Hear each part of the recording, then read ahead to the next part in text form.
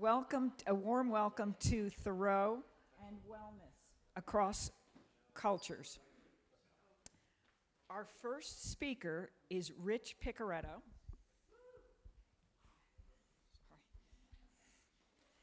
Who serves as farmhouse manager and membership coordinator for the Thoreau Alliance in Concord. He works as a tour guide and content curator for the town of Concord, as a historic interpreter at the Robbins House, and an interpreter and social media consultant for the Wright Tavern. Originally from Rochester, New York, Richard is a student of Six Nations,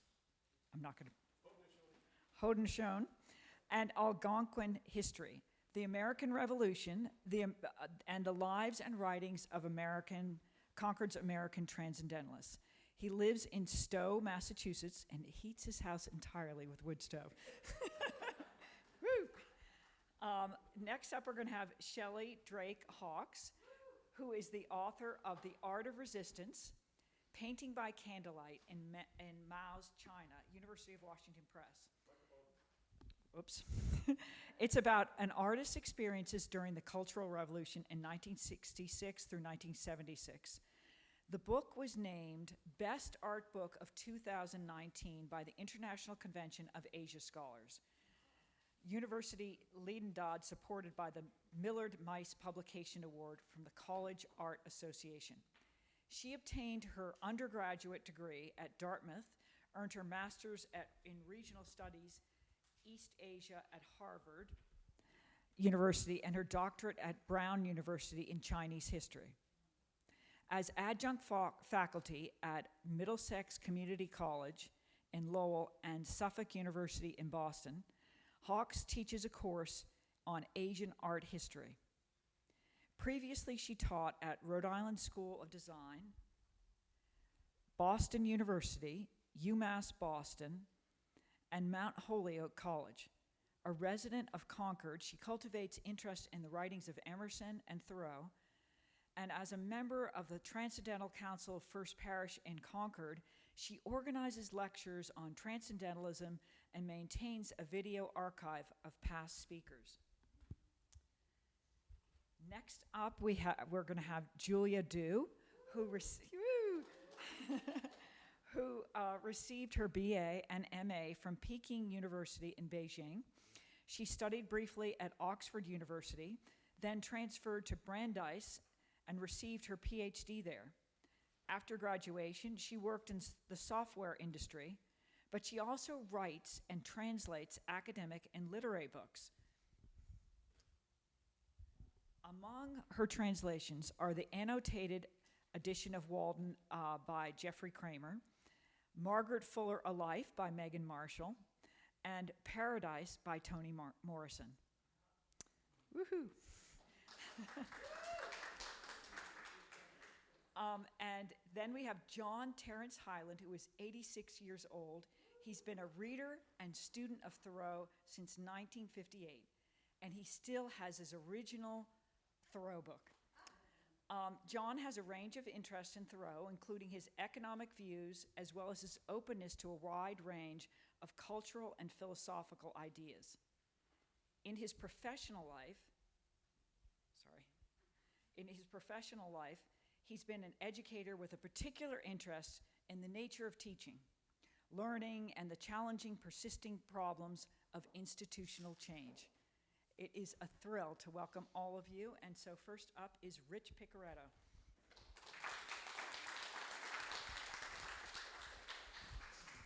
Thank you.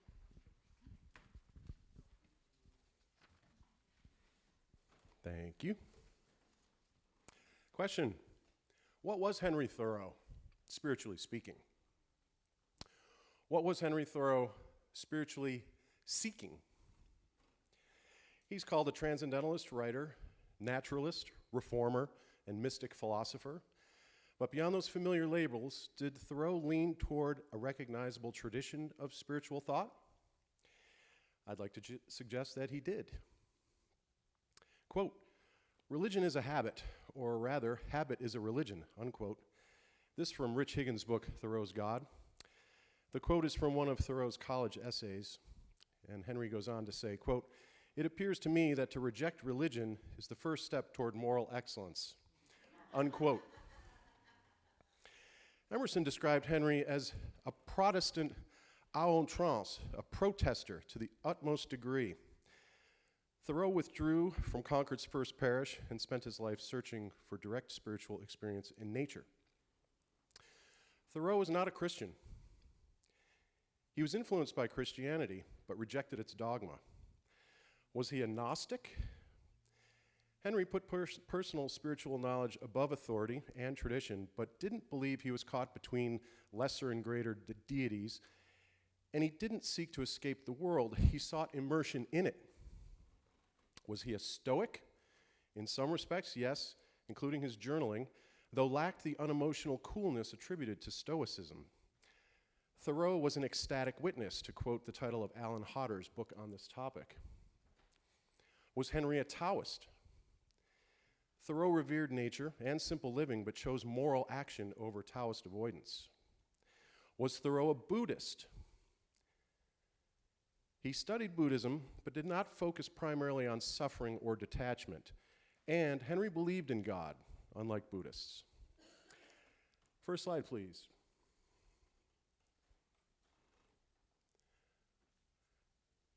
I propose that Henry Thoreau is best understood as a Vedantin, particularly one drawn toward the non-dual philosophy known as Advaita Vedanta. Vedanta is one of the oldest philosophical traditions in the world, emerging from texts known as the Upanishads of ancient India. It has no founder or central temple, but historians point to, next slide please, Adi Shankaracharya as its progenitor. At its core are several key ideas. Next slide please. The first, Brahman. The non-gendered universal consciousness bliss underlying all existence. Next slide, please. Second, Atman, the deepest and truest self, not our perceptive, discerning body self, but our quiet, steady inner self. Next slide, please. Maya, the illusion that causes us to perceive ourselves as separate from one another and from the world around us. And lastly, there is moksha, liberation through the realization that Atman and Brahman are ultimately one. Advaita Vedanta expresses this realization in a simple formula. Next slide, please. Atman equals Brahman. Or in one of the great declarations of the Upanishads, next slide, please. Tattvam asi, thou art that, or you are that. Thoreau gained an awareness of Indian philosophy through Ralph Waldo Emerson and received an extraordinary gift of writings from Thomas Chumley in 1855, 44 books of rare Eastern texts. Upon receiving them, Henry wrote his friend Daniel Ricketson, quote, "I send you this information as I might the birth of a child," unquote. By the time Thoreau met Emerson in 1837, Emerson had already threaded his first book, Nature, with lines of Vedanta, such as, quote, "Let it suffice, namely, that the mind is one, and that nature is its correlative," unquote. Reading Charles Wilkins' 1785 translation of the Bhagavad Gita in 1831, Emerson noted, quote, "It was the first of books, the voice of an old intelligence, disposed of the same questions which exercise us," unquote. By 1837, Emerson's journal contained, quote, "I behold with awe and delight many illustrations of the one universal mind. That is one fact, then, that in certain moments I have known that I exist directly from God and am, as it were, his organ. And in my ultimate consciousness am he," unquote. Emerson art that. Aside from reading Vedanta, Thoreau lived it. Whether he recognized it as such, we can recognize it now. In a letter to H.G.O. Blake, he writes, quote, "To some extent, and at rare intervals, even I am a yogi," unquote. Elsewhere in the same correspondence, he remarked, quote, "I would fain practice the yoga faithfully," unquote. In a letter to Isaac Hecker, Thoreau speaks of returning to what he calls, quote, "a kind of Brahminical, artesian, inner temple life," unquote. And though it could be argued just as convincingly that Henry's primary sense was more dualistic instead of non-dualistic, his contact moment at Katahdin is perhaps the most profoundly dualistic. Henry often tells us of his experiencing moments of immersive non-dualism. This essential idea of Advaita Vedanta appears repeatedly throughout Henry's journals and published works. From Walden, quote, "I perceive that we inhabitants of New England live this mean life that we do because our vision does not penetrate the surface of things," unquote. This is Maya, the veil of illusion where appearances are mistaken for reality.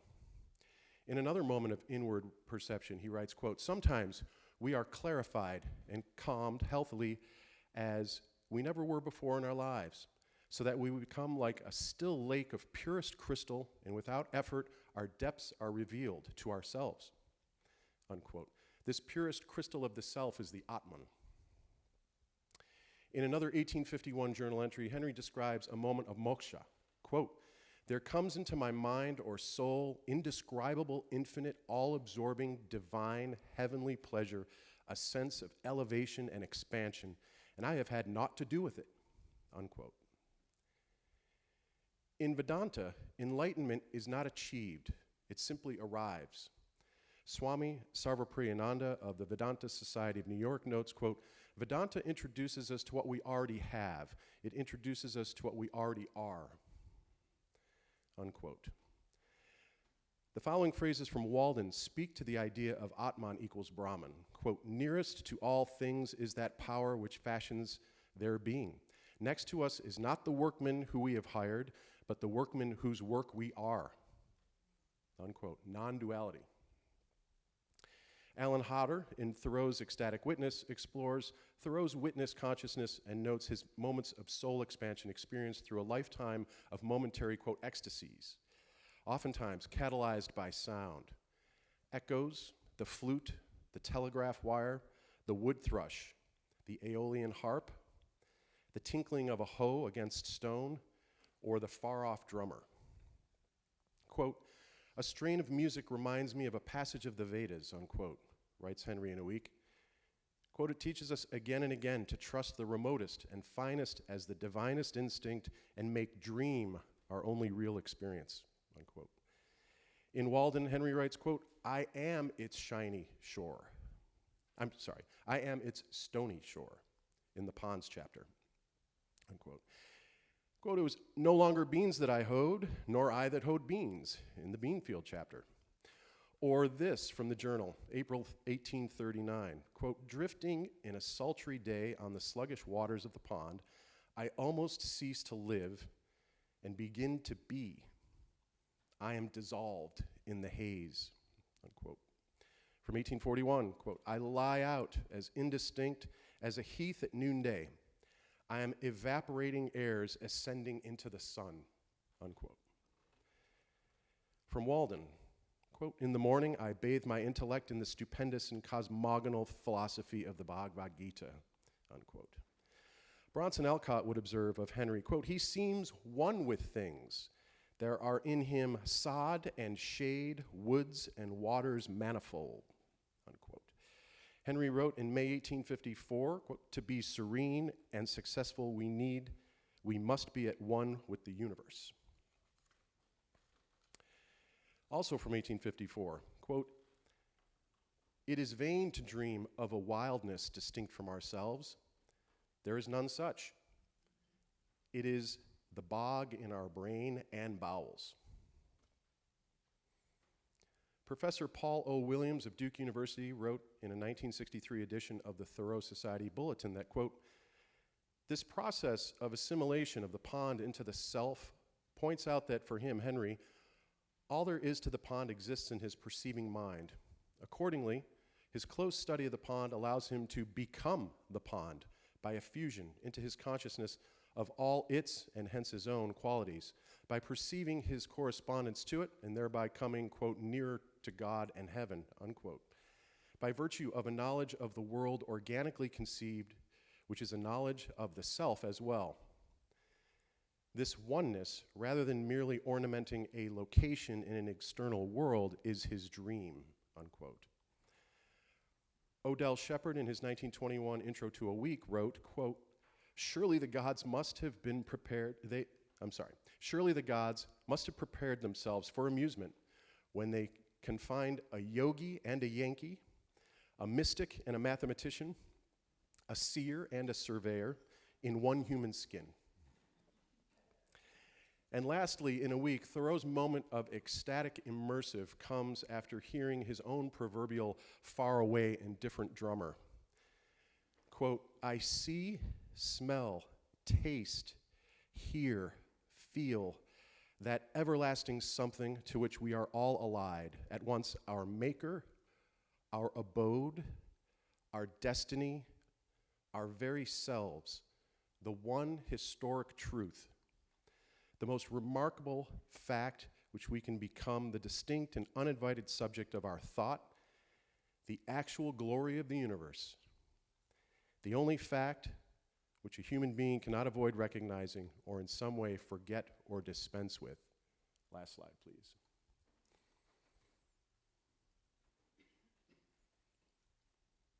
Tat Bam Asi. Thank you.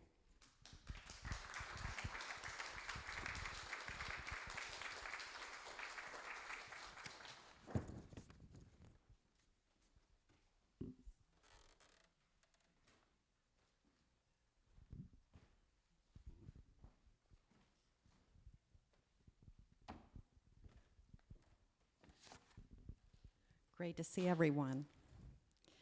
So the title of my speech is The Finishing Stroke of the Artist of Kouroo in Thoreau's Walden. How does it compare to Chinese painter's Shitao's concept of the single stroke? Next slide, please.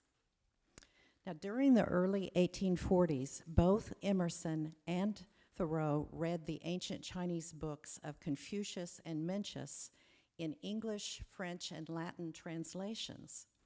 And under Emerson's influence, Thoreau chose 43 items from David Colley's 1828 English translation to publish in the Dial in October 1843. And Barry Andrews had mentioned that he used the Marshman translation in the April 1843 edition. So both Emerson and Thoreau were actively looking at various translations to try to get to the core ideas of Confucianism. So Emerson highlighted this passage from Mencius in his 1844 essay, Experience. I nourish well my vast flowing vigor. In Chinese, that's Hao Ran Zhi Qi. Some of you may be familiar with Qi from martial arts. This vigor is supremely great and in the highest degree unbending. Nourish it correctly and it will fill up the vacancy between heaven and earth. It accords with justice and reason. So Emerson's speaking of a vast flowing, creative, and moral vigor that he discerns in nature and nourishes in his own person. And this was a key Confucian idea. Next slide, please. So Thoreau was intensely interested in assimilating what he could learn from both Hindu texts, as Richard explained, like the Bhagavad Gita, and from Confucius and Mencius. And I'll focus on the Chinese sources. A Chinese scholar, Hongbo Tan, in the 90s, found in the Berg collection at the New York Public Library that Thoreau had filled 23 pages of an unpublished commonplace book with his own English translations from the French translations of Confucius and Mencius. And interestingly, that French translator, his name is Guillaume Pautier, was both a specialist in India and also China. So it's very interesting that Thoreau's also interested in sort of the overlap between Hindu ideas and Chinese ideas. And he probably borrowed that copy, Emerson's copy of this French translation of Confucius and Mencius when he took it to Walden and cited it in his book Walden. Okay, next slide. So now to the parable of the artist of Kouroo that Thoreau put in his concluding chapter of Walden. So he invented the parable to suggest his own creative philosophy. And I've chosen this sculpture of a Buddhist monk as a kind of reference point for the kind of person that Thoreau might have imagined as his alter ego.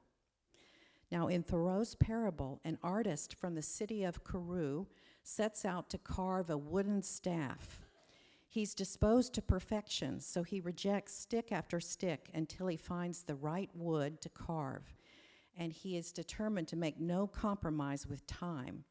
And apparently eons of time pass as he resolutely devotes himself to the carving of his staff. And when the finishing stroke was put to his work, it suddenly expanded before the eyes of the astonished artist into the fairest of all creations of Brahma.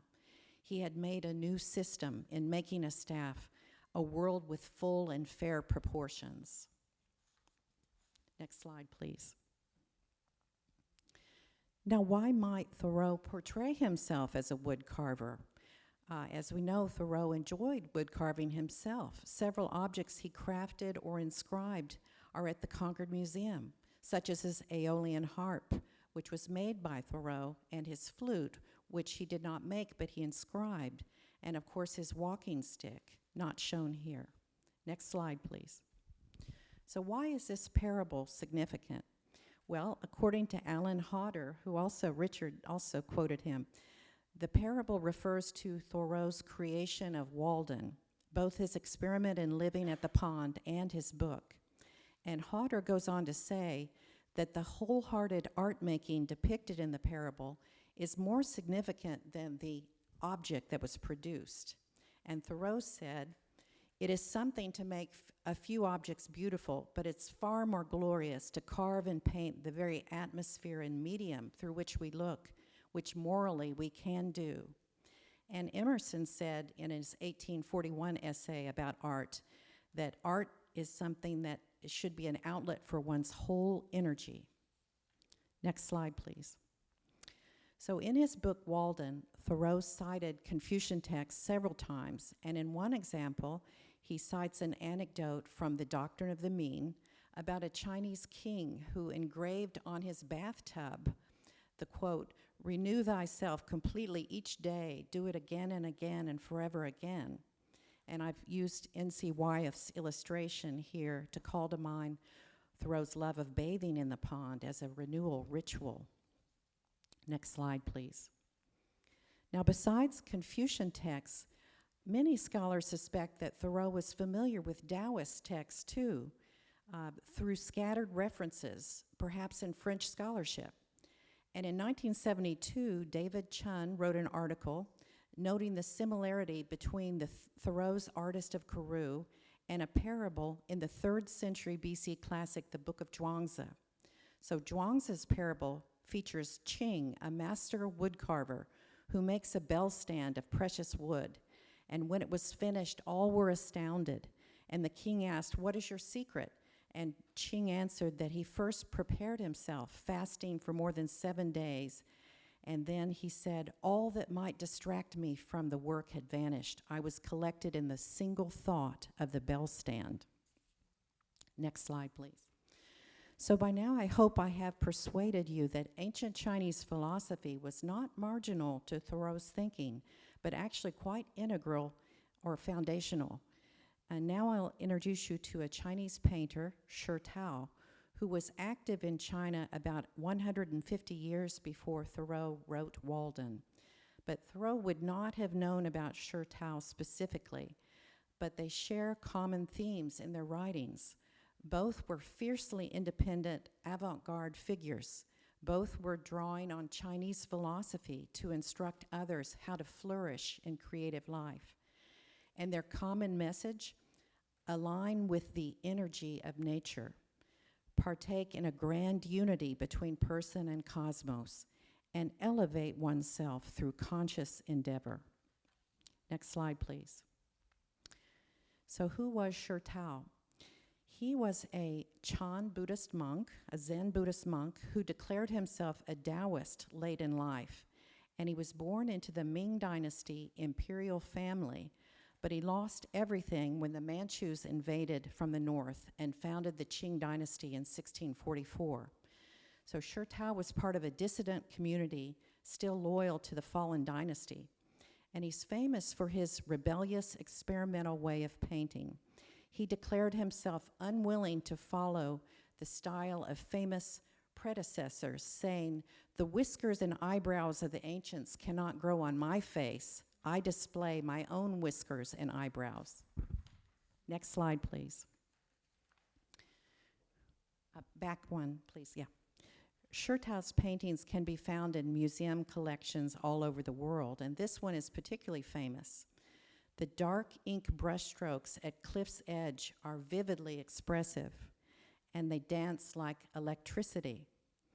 And we identify with the tiny figure nestled in the mountain hut in the center of the mountains. And Shitao said, "Landscape has appointed me as its spokesman. We meet in a spiritual encounter." So this landscape with so much dynamism reminds me of the thawing sandbank that Thoreau describes in his springtime chapter of Walden. And he described it as nature as full blast within. And Thoreau said he felt he was standing in the laboratory of the artist who made the world and me and who was still at work. He said, "I feel as if I were nearer to the vitals of the globe." Next slide. Okay.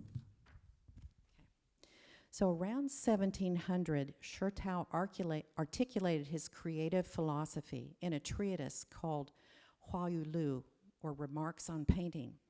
And in it, he defined his method called the one stroke, or the single stroke. So with the initiating brush stroke, the moment that the brush, ink, and paper unite, the artist enters a grand unity of fusion with nature, expressing the vigor shared between person and universe. And in a successful painting, the expressive brushstroke remains vigorous and flowing until the picture is complete. Next slide. In Shitao's painting of a bamboo branch, the concept of the single stroke is epitomized. The vigor of his brushstroke can be felt from start to finish, from the bamboo branch growing from the side of the paper, the spiraling vines, and the leaves pointing downward to the poetic inscription below. And the artist identifies so closely with the bamboo that he merges with it, suffusing both the image and the calligraphy with his own feelings. Next slide. So Shitao's birth name was Zhu Ruoji, but he gave himself the name Shitao, which literally means stone wave. And this painting seems to picture a stone wave. The mountain peak looks like a white cap with the foam folding over, and the figure looks up at it as if communicating with it. The inscription on the painting speaks of Shitao's quest to locate the last plum blossoms of the season. And in an analogous fashion, Thoreau had heightened awareness of seasonal changes at Walden. Thoreau saw the landscape in deep philosophical terms. Thoreau said, "Thus it seemed that this one hillside illustrated the principle of all the operations of nature." Next slide, please. So here Shitao depicted himself on a boat coasting with the wind, in sync with the currents. This image resonates with the philosophical notion of the Tao, the spiritual and moral force unifying a person with the rhythms of the world. Next slide. So according to Shitao, the artist's brushstroke initiates a fusion between person and universe. Perhaps this is comparable to the near touch of God's finger to Adam in Michelangelo's creation of Adam on the ceiling of the Sistine Chapel in Rome. Only in Shitao's notion of creative process, it's the painter who sets the cosmic fusion in motion by taking up the brush and bringing the work to completion through resolute focus. Next slide.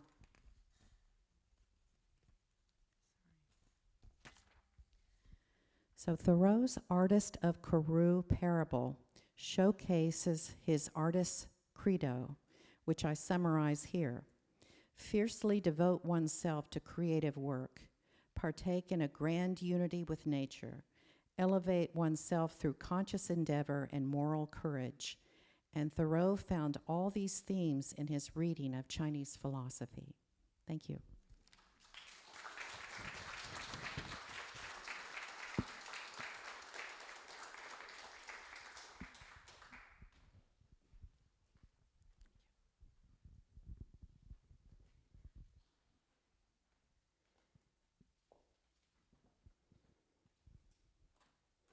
Can you hear me? Yeah.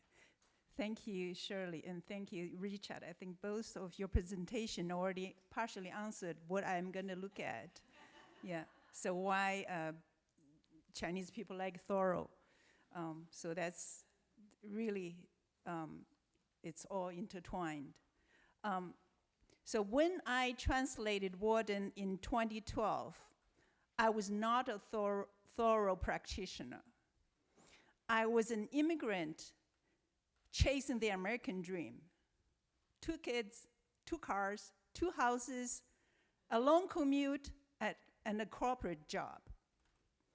Translating Walden became my escape hatch. While the rest of life accelerated, I built a small tent in the woods of language and spent my evenings with Thoreau.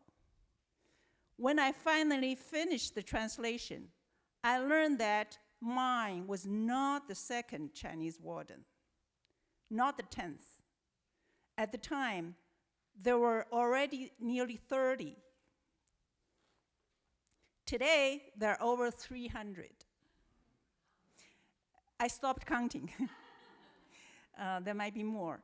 And according to Peter Walden, 1/3 of Walden visitors are now Chinese. So here's my question.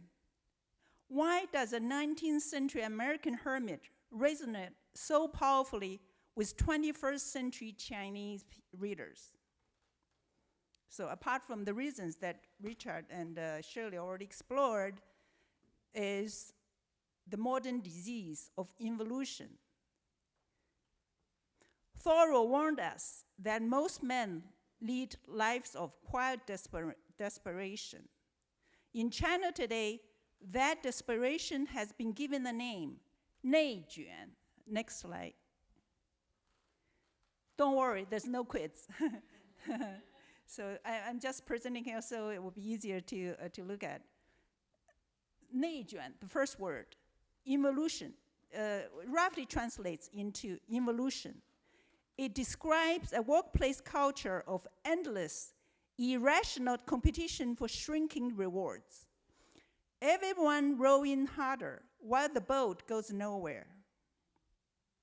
You see it in the 9-9-6 culture. 9 in the morning to 9 at night, 6 days a week, which remains widespread despite being illegal. You see it in mountains of performative paperwork, reports that exist not to communicate anything, but simply to demonstrate effort. You see it in industries locked in price wars where everyone loses. If Thoreau were alive today, he might say that China has industrialized quiet desperation. Students compete for schools. Graduates compete for jobs. Workers compete for promotions. And everyone works longer hours for smaller returns. In 2021, a phrase went viral in China, 躺平, lying flat. It does not mean doing nothing. It means refusing the endless escalation, opting out of the rat race to reclaim quality of life and inner peace. Of course, not everyone is lying flat. There are still the strivers who believe hard work leads somewhere. They are the realists who accept involution as the norm but resent it. But then there is the lying flat generation, And on platforms like Xiaohongshu, the Little Red Note, and Douyin, the Chinese version of TikTok, Walden has become their manual. The most thorough quote among this generation, the one that circulates most widely, is this. I have the misquote here, but I have the full quote here. It's a mouthful. Let me try to read it. The cost of a thing is the amount of what I will call life which is required to be exchanged for it, immediately or in the long run.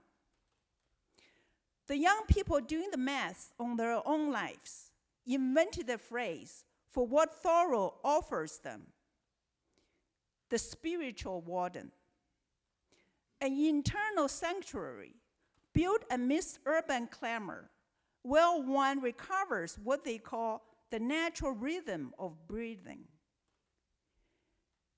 Many users post photos of a small apartment filled with plants or a weekend camping trip with captions like, "I don't have a pond, but I have my balcony." Thoreau said, "I went to the woods because I wish to live deliberately." These readers are not moving to the woods. They're using Thoreau to justify minimalism, buying fewer luxury goods, reducing the need to compete for a higher salary. They've also given him nicknames. He's called the patriarch of lying flat. And my personal favorite, the anti-involution war god. But in Chinese, it sounds really a lot more powerful. Yeah. 战神, not just the god, 战神, like, yeah, so I don't know how to express it. But anyway, but they draw a careful distinction. There is a phrase on Chinese social media, lying flat, but not rotting. Thoreau's deliberate living is used precisely to separate slowing down from giving up. This is not laziness. This is Thoreauvian resistance.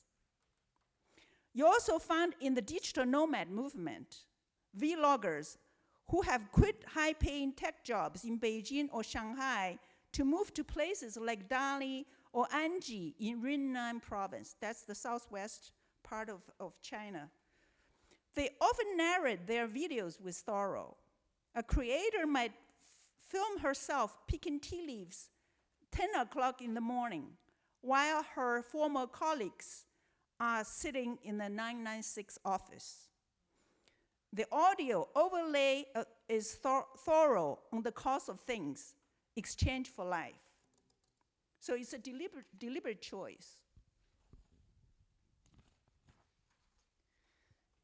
Next slide. Again, don't worry, don't know about the Chinese. There's no quiz. So I'll give you 5 terms, and they're on the slide, that show how deeply this reception has gone. The first is nioma. Some people read Chinese. Nioma is ox and horse. So it's the working cattle. Chinese use this term, beast of burden, not to reject work itself, but to refuse the complete identification of a person with their productivity. Thoreau would recognize this immediately. He spends considerable time in Walden comparing his neighbors' self-imposed burdens to the 12 labors of Hercules, except, he notes, those labors were only 12, and they had a definitive end, while his neighbors didn't. The second is attention sovereignty, the deliberate guarding of one's mental focus against the constant pings of digital notifications. Thoreau went to the woods in part to own his own attention. The third is home cosmography, the project of becoming an expert in the undiscovered regions of the self, rather than chasing external matrix of success. Thoreau's surveyor turned inward. The fourth is 45-degree man. the 45-degree person, a term for those caught between a full 996, striving at 90 degrees, and completely lying flat at 0. So it's a compromise. Thoreau offers these people a philosophy of finding the middle angle. And the fifth is the auditory revolution. Reclaim the ears from commercial noise and WeChat. That's the Chinese version of WhatsApp. Reclaim the ears from these pings for finding therapeutic healing in natural sounds, rain, wind, the sounds Thoreau cataloged with such patience in Walden. But perhaps the most unexpected reinterpretation of Thoreau I've encountered comes from Chinese women, especially mothers navigating work, family, and intense social expectations all at once. Sounds familiar? Next slide, please. Yeah. There's a blogger who calls herself the formidable middle-aged woman.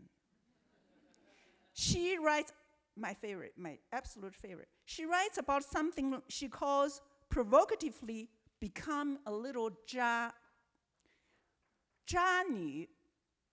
Literally, it means the toxic woman. It's traditionally an insult, a very bad one. It's usually, of course, it comes from men. But she reclaims it deliberately. For her, being a little 渣 means allowing yourself to prioritize your own well-being instead of constantly sacrificing yourself for everyone else. Her argument is very straightforward. Many women suffer not because they're lazy, but because they feel guilty anytime they rest.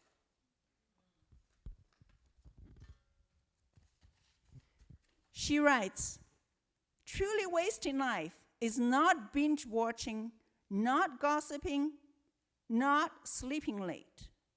Truly wasting life is doing those things and then spending the whole time blaming yourself for them. And she invokes Thoreau. Thoreau, she points out, walked away from the family pencil business and spent 2 years, 2 months, and 2 days by a pond. From that apparently idle time came Walden. In her reading, this was not laziness. It was productive idleness, a deliberate pause that made deeper thinking possible. So she encouraged mothers to occasionally steal a little laziness, 偷懒. Leave the children with someone else. Close the study door, read, write, or simply sit in silence, stare in the air. Do nothing. Her conclusion echoes something we all recognize. Solitude is not selfishness. It is maintenance of the self. So this reading interpretation may sound a little surprising, and it's a little playful, but I think it reveals something important about how Thoreau is being read in China today. For millions of readers, Walden is no longer simply a 19th century American book about going to the woods. It has become a 21st century survival strategy. By placing Thoreau in dialogue with involuted China, we see that the crisis of mental internal friction is not new. It is the same quiet desperation Thoreau diagnosed in Concord in 1854. The Chinese youth who choose to lie flat are not surrendering. They are performing a radical Thoreauvian experiment, betting that health and flourishing are found not in the accumulation of things, but in the reclamation of time. As Thoreau reminded us, nature is but another name for health. Whether it is a pond in Massachusetts or bamboo forest in Anji, that lesson holds. To flourish is to live deliberately. And true health begins the moment we decide that our lives are no longer for sale. Thank you.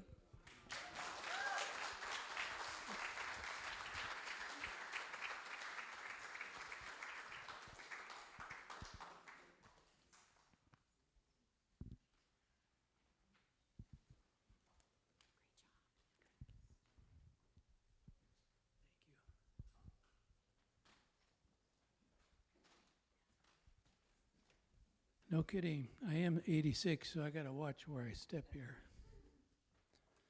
I'm very grateful to be here, and I want to thank you for being here. And I found in the Thoreau gathering this year an opportunity to explore connections between Thoreau's ideas and the experience, his experiences with my own ideas and life expectations. In my paper, I utilize the Japanese concept of gaman as a means to focus on examples in Thoreau's life, illustrating his perseverance, his taking action, and overcoming adversity with purpose and grace. Now, I have composed a paper which I handed out, but it's just too long to discuss. So I'm presenting to you the central and key ideas of my paper. Gaman is a behavioral pattern. It is often translated as enduring the unbearable. Gaman refers to the capacity of individuals and communities to face catastrophe with patience, dignity, self-discipline, and perseverance. It pertains equally to hurdles occurring in the daily currents of life. Gaman is not an ideology or a philosophy, but a behavioral practice that is acquired over time in the presence of more capable others, such as parents or teachers. Gaman has limitations, of course, and it is not a panacea for resolving all difficulties. And there are many similar concepts across many other cultures. However, gaman does illustrate one measure of how resolution and the will to take action can be understood. I chose gaman as a way to think about Thoreau's ability to flourish, because I have learned about gaman through guidance and study, and I have witnessed gaman in Japan. I'm going to give two examples of gaman right now. Between 1941 and 1945, 120,000 Japanese American citizens were unjustly held by the United States government in concentration camps. During their imprisonment, these American citizens conducted themselves with patience, dignity, and self-discipline, and perseverance. They organized themselves into self-regulating communities within the camps, and while opposing imprisonment and seeking justice, they conducted their lives with honor. They bore the unbearable throughout this harsh, unjustified period of time. A vivid, everyday example of gaman, which occurs across the city of Japan, as more than 20 million people, roughly half the population of California, take the subway. At the Shinagawa station in southern Tokyo, for example, during the morning commute, many thousands of people enter the station. I've been there, I've seen it. When the commuters reach their departure point, they move into orderly lines and enter the train after departing passengers exit. Unlike New York, or Chicago, London, or Paris, there is virtually no loud noise, no coffee cups scattered about in newspapers, no graffiti on the walls or signs.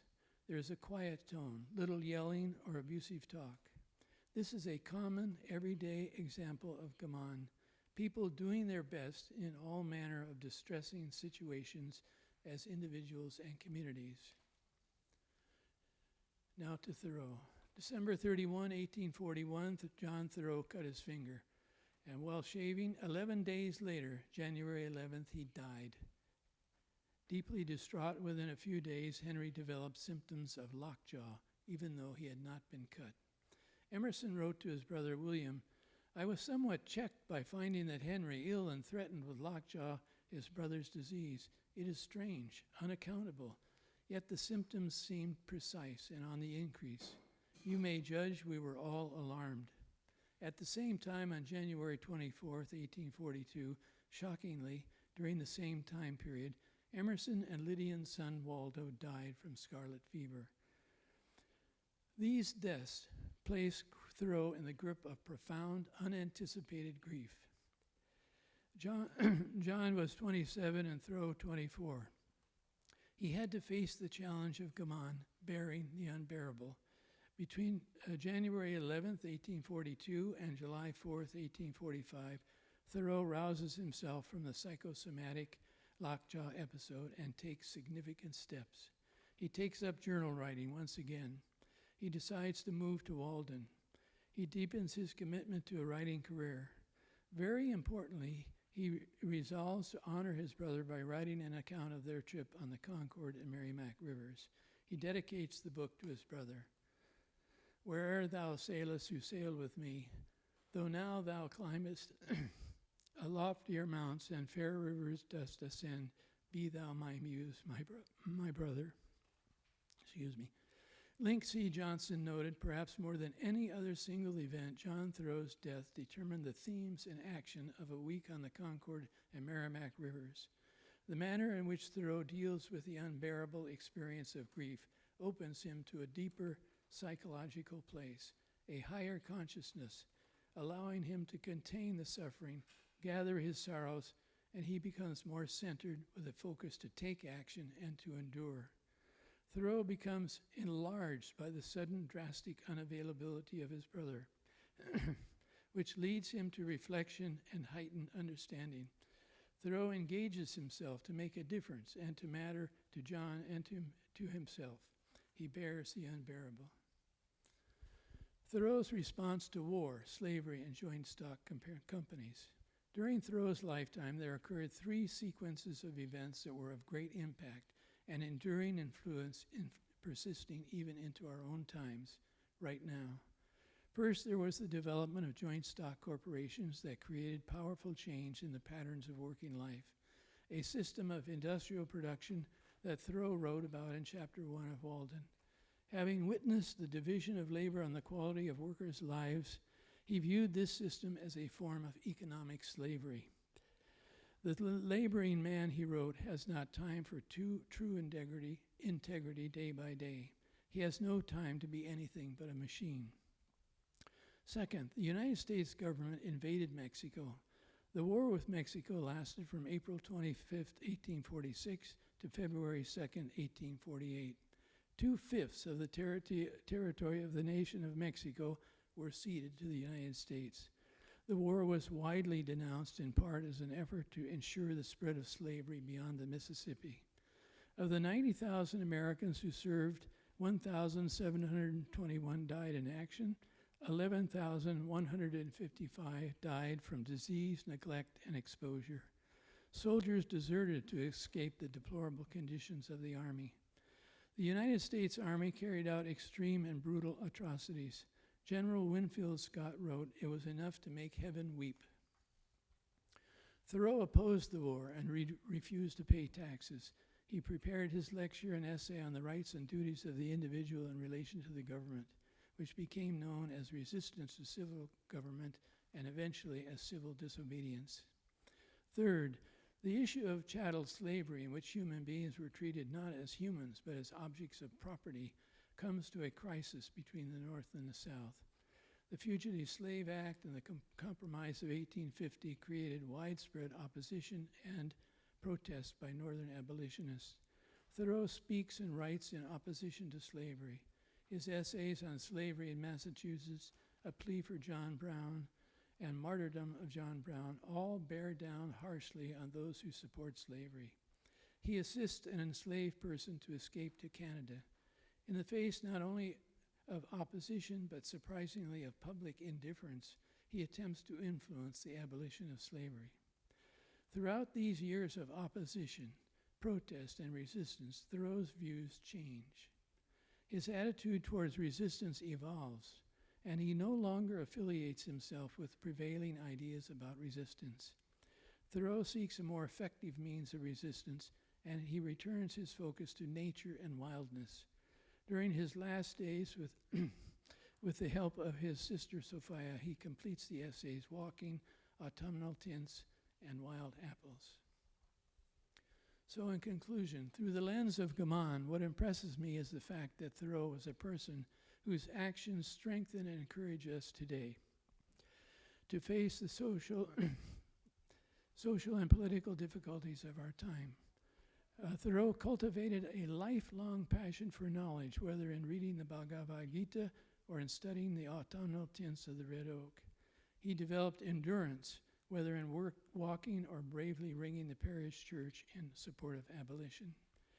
Throughout his life, he displayed fortitude, resilience, and strength of mind. He persevered through disappointment, grief, illness, and criticism, remaining steadfast under pressure. The ancient Greeks esteemed four central values: wisdom, justice, fortitude, and inner harmony. Thoreau's life suggests that these virtues are not reserved for mythical heroes. They remain a path open to all of us. In his essay, Walking, Thoreau wrote, quote, "He is blessed over all mortals who loses no moment of his passing life in remembering the past. He has not fallen astern. He has got up early and kept up early, and to be where he is, to be in season, in the foremost rank of time. It is an expression of the health and soundness of nature